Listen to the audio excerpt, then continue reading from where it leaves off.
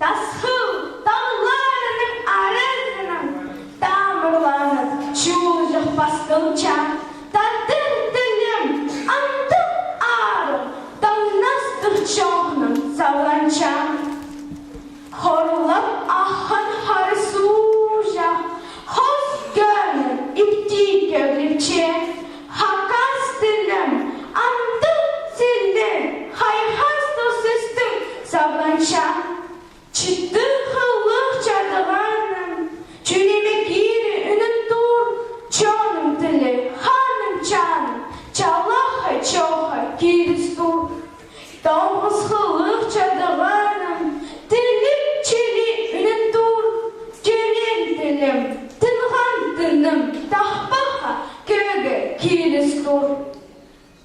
hırık attım arasını hır adımın artığı